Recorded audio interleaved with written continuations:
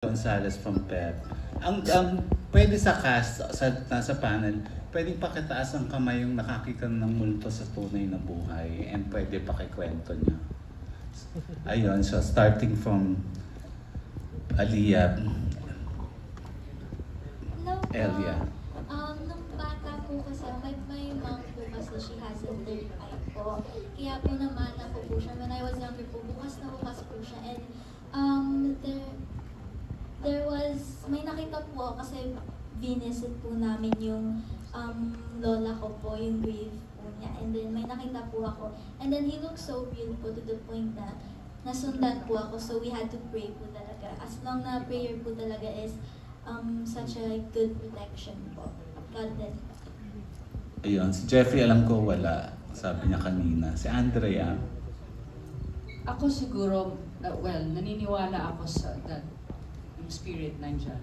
But as a Christian kasi, I was told that if you believe in it too much, you give it life.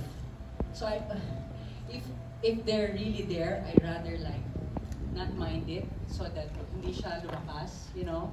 And of course, I'm sure most of us here are Christians, or if not all, we say Jesus' name. So, but I know they're there. You know, I feel it. Next, yung mga nakakita na talaga ng multo. Hindi po kami nakakita, kami tatlo. Naka-feel kami. Ayun, pwede yun. Doon po yung sa area po namin, like standby area, biglang nagbukas yung door. Pero doon po sa taas ng standby area namin, wala po talagang hangin, as in, sobrang init po talaga. Pero nung kinlose po namin yung door, a few minutes later, nag-open siya. ulit. As in, Like, and yung sound niya, yung sound effect ganun doon po. sa, Basta na pa. sa trailer. Yes. Every time, tapos nilock pa po namin yun. And yung door, super bigat po nun. And hindi talaga siya maano na hangin. Pero nagbubukas siya dahan-dahan. Parang may nag-open po gano'n. So since then, lagi silang nag-hangout sa kwarto namin. Sa TikTok na lang. Ito mga bata to, ba't ba ito lagi nandito? Tama? Yes po. Saan lugar yon? It's an ancestral house po kasi. Sa New Manila po, Broadway. Opo. And then there's one instance din po, sabi po ng nagbabantay ng house, there is a spirit or something that lives there that looks exactly like the one that we have in our trailer. It's full black entity po. So, yun po yung tinatatakutan po namin palagi. Ayun. Pag ganun direct, Ron, may ginagawa kayong ritual para alisin? Dasal lang po talaga. Every morning bago kami mag-start, nagdadasal kami kasi number one, marami kaming kailangan makunang sequence. Pangalawa, sana walang masaktan sa amin at wala kaming ma-attract na negative vibes at wala kaming mauwi pagdating namin sa bahay namin. Wala naman siguro, no? Wala naman. Zia, ikaw, merong nakita? Wala naman po, pero meron pong stories dun sa bahay na yun. And yung parang katiwala po ng house, parang very casual lang na kinikwento niya na, ay, talagang may mga ganyan dito. Friendly naman sila, di naman sila nananakit. So parang very casual lang po niyang sinasabi. And ayun po, yung itsura din kasi ng bahay, ancestral house talaga. So when you go inside, it's so big, ang daming lumang gamit. So parang creepy talaga. Ayun. Si Bea, meron na? Hindi ka pa nakakita. Direct Roman, nakakita ka na ba? Mga ibang multo po yun nakikita ko. Di ba? Nakakakita po ako, nakakaramdam po ako. Pero again, nire-respeto natin yung spasyo. Nakakakita ko, alam niyo po ng mga kaibigan ko yan na nakakakita talaga. May third eye. May third eye po ako, nakakaramdam, naaamoy. May nakikita ka ba ngayon dito? Hindi po dito sa SM Norte. Okay. Pero meron sa SM. Joke lang. Wala po. Luis, ikaw, nakakita ka na. Ako never pa akong nakakita. Kasi katulad ng lahat na nagsabi, nire-respect ko yung entity. Kasi hindi natin mapapagkailan na hindi lang tayo yung nandito sa mundong ibabaw. Meron din talagang forces. At the more na papansinin mo sila, mas lumalakas yung force. Katulad ng sinabi ni Ate Andrea. Pero siguro yung, excuse me po, ang closest, meron akong naging taping. Alakgana pa to, sobrang tagal na. Doon sa bahay na yun, abandoned na siya. Tapos, meron kasi, di ba uso sa mga matatandang bahay, yung merong, iba yung stairs ng maid. So parang service na stairs. So doon ako naka-standby. And to enter ako sa isang scene. Kasi alam ko merong malaking ilaw doon. Every time na merong malaking ilaw, meron doon nagbabantay. Tapos nakita ko meron doon lalaki na umakyat. Nakita ko lang sa peripheral ko. Umakyat siya, ganyan. Tapos biglang namatay yung ilaw in the middle of the scene. Nandun ako sa loob. Tapos sabi na, wala ba nagbabantay doon? Kaya kung meron pong nagbabantay doon, tapos biglang yung nagbabantay, hindi pa na siya nakapasok kasi nag-action na. Sabi ko, so sino yung dumaan? Tapos parang ako, hindi ko in-entertain. Tapos biglang meron akong naamoy na bulaklak, yung pangpatay. Na gano'n. Tapos sabi ko, okay, hindi ko entertain. Pero nag-gets lang ng katawan ko na meron. Tapos sabi ko, meron. Yun lang yung closest. Pero yung as in nakita ko, may pagtitigan sa akin. Sana po, wag. Wag. Katya, ikaw. Ako kasi may, ang ano ko dito, ako hindi ako nakakita pero nakakaramdam ako palagi. So, I believe that we are in the physical world and there is a spirit world that we call, no? So, nandyan lang talaga sila, of course. So, pag may namamatay, nandyan lang talaga sila. Kaya nga may mga nakakakita and may mga pirmi. So, sa akin, dun sa bahay ko now, nung lumipat kami, there was one time kasi na parang around 2 a.m. Biglang may pumapanik sa hagdanan, likod ng room namin yun, na parang nagdadabog. So nagpabangon kami, akala namin sino yun, may magnanakaw ba or what? So bumaba kami, tignan namin, wala.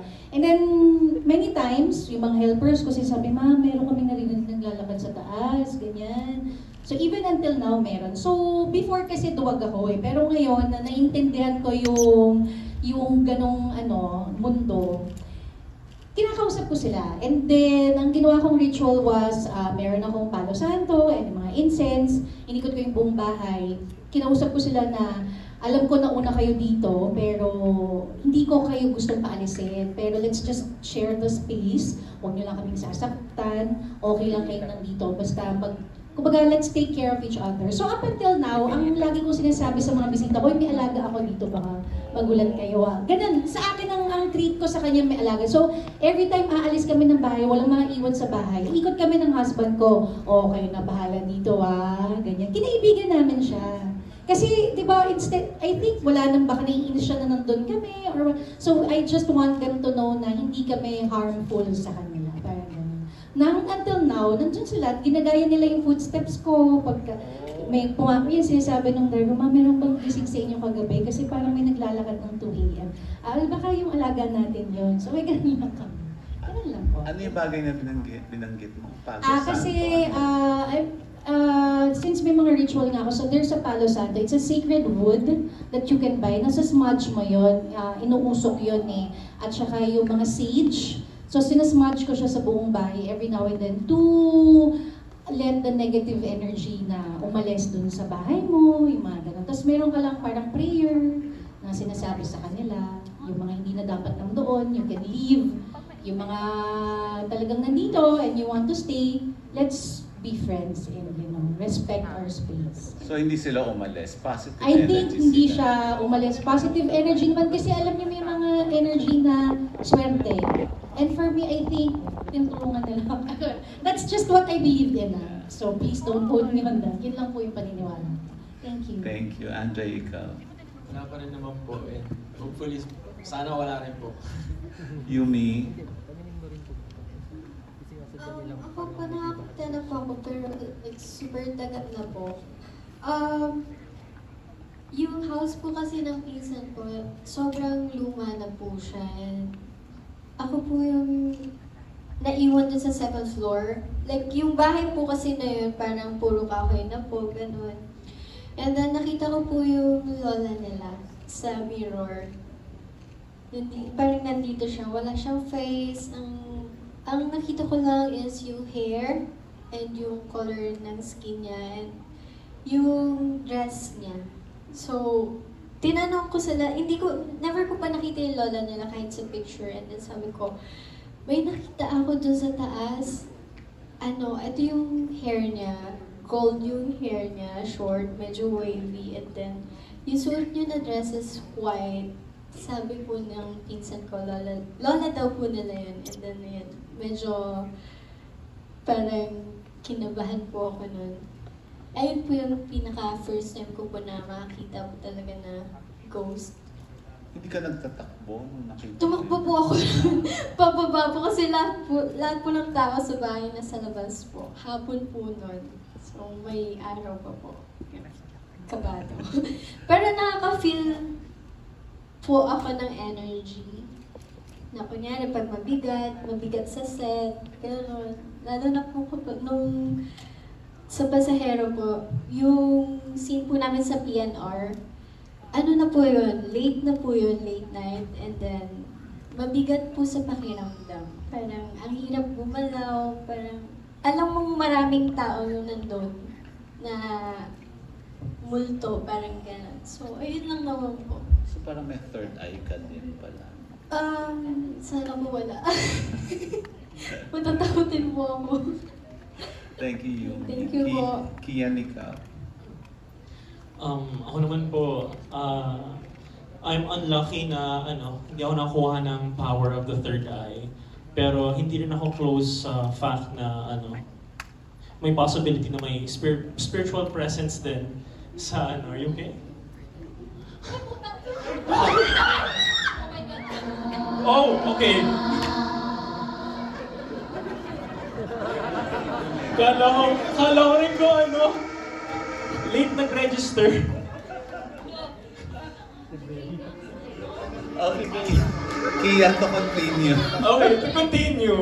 Wala akong nakikita sa likod namin. Okay. So to continue, ayun, hindi ako close sa fact na na may spiritual presence or may possibility na may spiritual presence.